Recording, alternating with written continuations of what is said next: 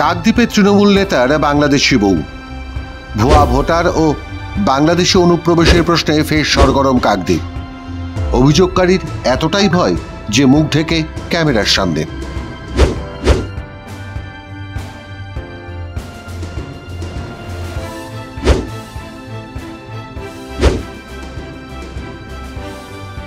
স্বামী তৃণমূলের পঞ্চায়েত সদস্য, বিধায়কের অত্যন্ত ঘনিষ্ঠ। সে কারণেই কি বছর দুয়েক আগে পঞ্চায়েত নির্বাচনের সময় ভোটার লিস্টে নাম তোলা হয় তৃণমূলের পঞ্চায়েত সদস্যের স্ত্রী শিখা দাসের। ভোটার কার্ডে শিখা দাসের পরিচয় স্বামীর পরিচয়। শিখা দাসের আপনার তো মেয়ে, কতদিন হলো বিয়ে হয়েছে? 14-15 বছর হয়েছে না নাকি? কত বছর? 14-15 বছর হয়ে গেছে। 2-3 বছর হলো বিয়ে হয়েছে? না, 14-15 বছর হলো বিয়ে হয়েছে। কিন্তু এই শিখা দাসের ভোটাধিকার হলো, আপনাদের হলো না কেন? সেটা আমি কি করে বলবো? সত্যি সন্ধ্যা দাস কি করে বলবেন? অর্থাৎ বোঝা গেল শিখা দাসের বাবা মায়েরও এখনো ভোটার কার্ড হয়নি। দুজনেই কাকদ্বীপের বাসিন্দা। এখনো ভাঙাচোরা টিনের দেওয়ালের ঘর, 4 জন বসলে 5ম জনকে দাঁড়িয়ে থাকতে হয়, এতটাই ছোট পরিসরে বাস। দুজনেরই দাবি তারা দীর্ঘদিন আগে বাংলাদেশ থেকে এপার বাংলায় এসছেন, কিন্তু তাদের ভোটাধিকার নেই। যদিও রেশন থেকে শুরু করে যাবতীয় সরকারি প্রকল্পের সুবিধা তারা পান। এনাদের প্রতিবেশী, এনাদের কি ভোটার কার্ড হয়েছে এখনো? না, হয় না। এখনো হচ্ছে না কেন বলতে পারবো না, কয়েকবার তো জমা দিতে বলে হবে হবে বলতেছে। এনারা তো দীর্ঘদিন আগে বাংলাদেশ থেকে এসেছে। হ্যাঁ, দীর্ঘদিন হয়েছে।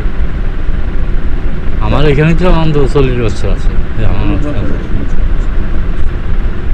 কেন হচ্ছে না, কি মনে হয় আপনাদের? কেন হচ্ছে না সেটা বলতে পারবো না দাদা, সরকারি ব্যাপার, তারা জানে কি ব্যাপার। কোনো সরকারি সুবিধা পাচ্ছেন? এমন রেশন পাচ্ছে, রেশন পাচ্ছেন, ভোট দিতে পারছেন না। ভোটটা আধার কার্ড হয়েছে? হ্যাঁ, আধার কার্ডও হয়েছে। জন্ম সার্টিফিকেট পেয়েছেন? না। 3টি বিষয় পরিষ্কার। 8-এর দশক থেকে কাকদ্বীপেরই বাসিন্দা শিখা দাসের বাবা আগে ছিলেন বাংলাদেশে।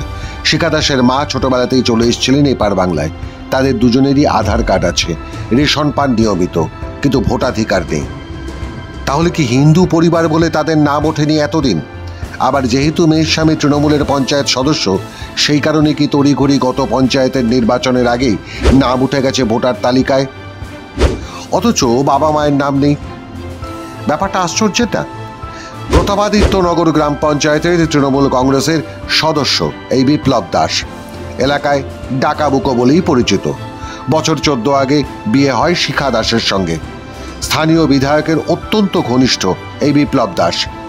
সেই বিধায়ক ও মন্টুরাম পাখিরাই অভিযোগ করেছেন কাকদ্বীপের 3টি পঞ্চায়েতে নাকি ভোটার তালিকায় অস্বাভাবিক বৃদ্ধি তার নজরে এসেছে।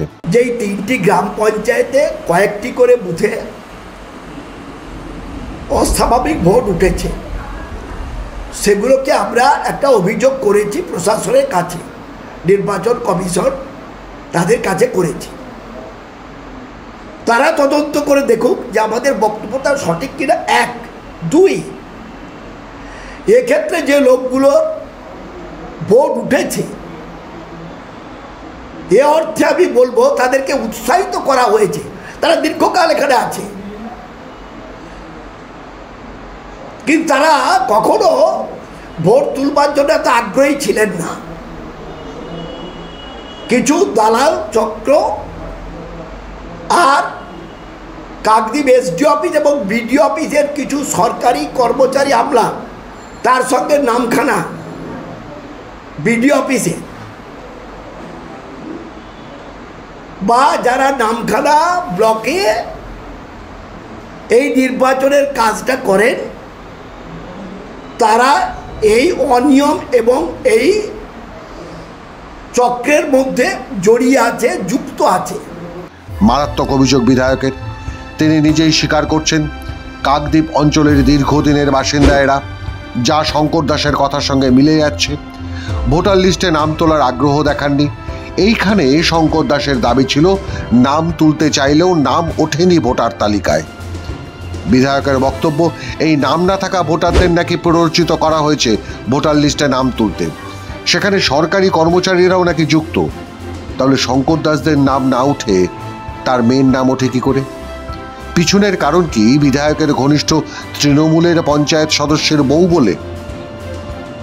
সেই শিখার নাম কিন্তু উঠে গেছে ভোটার তালিকায়, তার বাপ মা বাদ। তাহলে যে প্রশ্নটা উঠে, হেরে যাওয়ার ভয়ে কি হিন্দু পরিবারগুলির নাম এতদিন ধরে তোলা হচ্ছিল না কাকদ্বীপ নামখানা অঞ্চলে? এর একটা ব্যাখ্যা দিয়েছেন মূল অভিযোগকারী। নিশ্চয়ই জালিয়াতি করে করছে, কোথা থেকে কীভাবে করেছে তো ঠিক তো জানি না। আমার সন্দেহ হয়েছে, সেই জন্য আমি এসডিওর চোখে কর্ণপাত করেছি। হ্যাঁ, কর্ণপাত করেছি। কী করে বলবো বলুন তো, সবই তো রক্ষকই ভক্ষক, এখন বোঝা মুশকিল। বিধায়ক কি বলছে আর বিপ্লব কি করছে, সবই ওদের আঙুলে হেলনে কাজ হচ্ছে। এই বিপ্লব দাস তিনি কি ক্ষমতাবান? খুবই ক্ষমতাবান, কাকদ্বীপের উপরে উনি খুবই ক্ষমতাবান। উনি চাইলে অনেক কিছু করতে পারে, আমি হয়তো মার্ডার হয়ে যেতেও পারি। এই ক্ষমতাবান বিপ্লবের সব দায় অবশ্য নিজের ঘাট থেকে ঝেড়ে ফেলেছেন তৃণমূল কংগ্রেসের স্থানীয় নেতা। এই বিষয়ে আমার কিছু জানা নেই। বিপ্লব দাস আমাদের গ্রাম পঞ্চায়েতের মেম্বার, প্রতবাহিত গ্রাম পঞ্চায়েতের। তো তার পরিবারের যদি নামে কোনো এলিগেশন ওঠে সে বাংলাদেশি কিনা, সেটা প্রশাসন তদন্ত করে প্রশাসন ব্যবস্থা নিক, প্রশাসন জানুক, সেটা আমরা বলতে পারবো না। এই বিষয়ে আমার কিছু মন্তব্য নেই। এবং তার পরিবারের যদি কেউ বাংলাদেশি হয়ে থাকে, সেটা সম্পূর্ণ প্রশাসনের উপর নির্ভর করছে। বিজেপির দাবি, ভোটার তালিকায় এই জোট চুরি করে দিনের পর দিন নিজের পক্ষে ভোট করিয়ে নিচ্ছে তৃণমূল।